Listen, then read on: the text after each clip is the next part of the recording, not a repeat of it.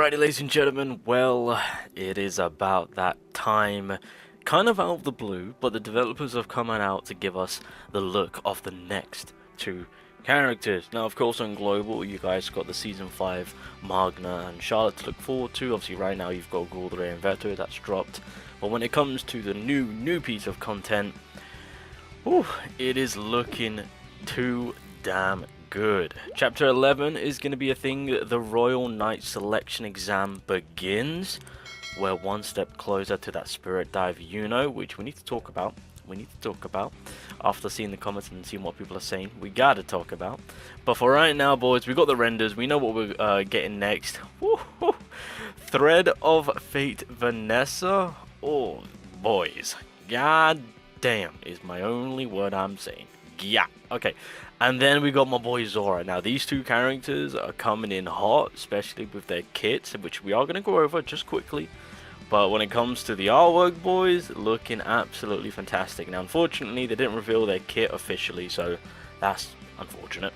But we've got a base idea on what these characters are doing. So when it comes to VANESSA, so obviously she is going to be a green typing. So just to give you guys a quick reminder on her first skill, just doing single target damage, but she gives special points to an ally with the highest all attack. So that's going to be extremely helpful, especially in terms of where green typing is at right now with like Mimosa and Charlotte, with the amount of SP you can actually gain back. So this is just more the merrier, as I say.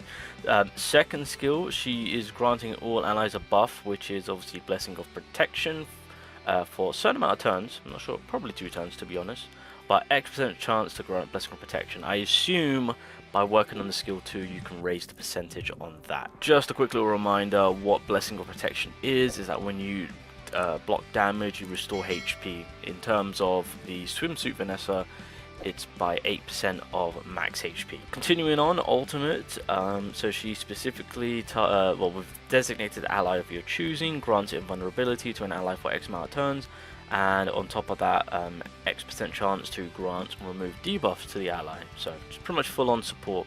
The passive itself, when it comes to the LR Awakening passive, if all allies are green type, then grants Thread of Fate to defender mages at the start of the battle. And what that is, grants immortality for 1 turn if HP is equal to or lower than 30%, removes upon activating once. So clearly that's going straight over to Mereoleona, which is beautiful and exactly what you want. So that's the support blade being applied on that part. Awakening passive, so this is LR plus 2, grants a X% increased mobility buff to a defender mage at the start of the turn. Again, that is supporting, well, not just Mereoleona, although more than likely you'll be putting in a green mono, but if you want to throw in there, you know, Asta or any other defender just in general, this is the support that she's providing. Although for Mereoleona and Radis, it'll be that additional more because she's also now given them that immortality play. So that's obviously going to be annoying, especially for tanks, because they're hard to kind of take care of already. But yeah, given that immortality play. And then when it comes to LR plus 5, upon dying, grants SP plus buff to all allies. Again, I've spoken about this before. I do assume that is going to be a complete plus 8.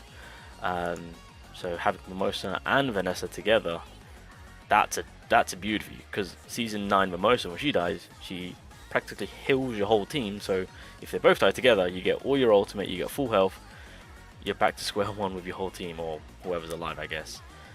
Partner skill, attacks after removing immortality from an enemy, that is going to be extremely helpful. Greymoor skill 2 grants all allies a total defense buff for X turns. So keep in mind, with the second skill, she applies Blessing of Protection, so you're getting HP back from block damage.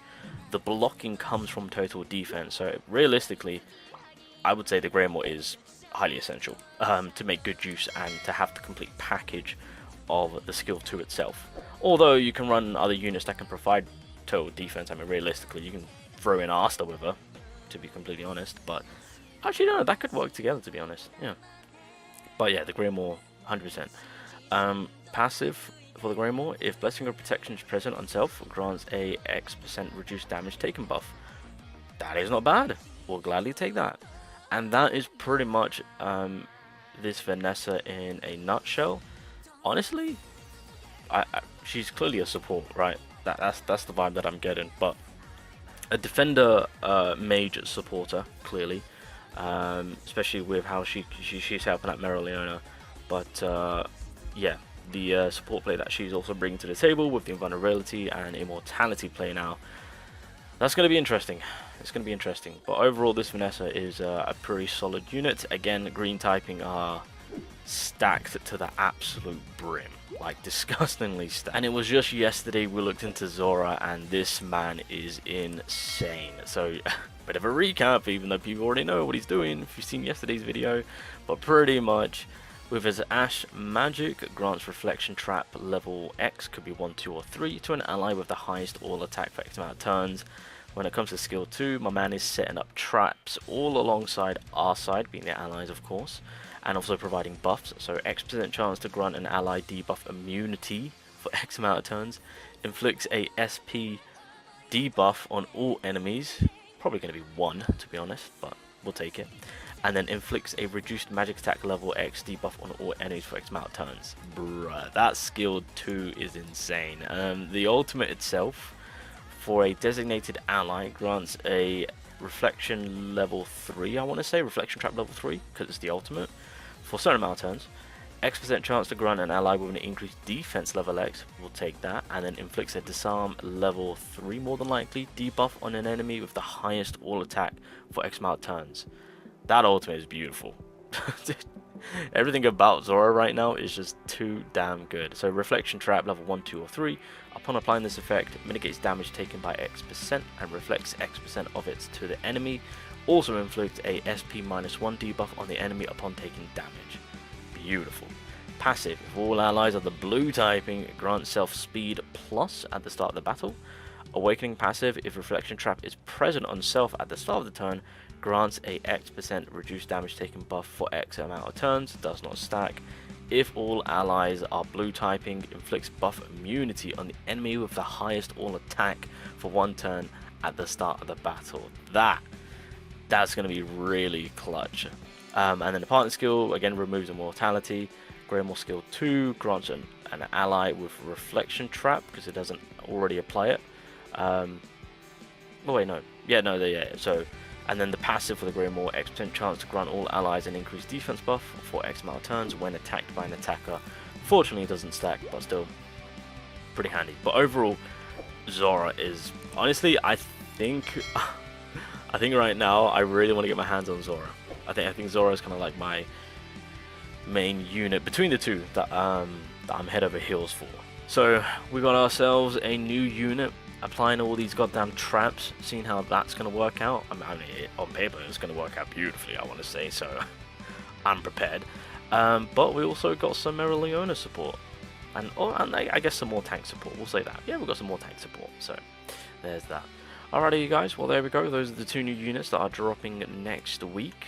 So yeah, should be a fun time, should be an absolute fun time.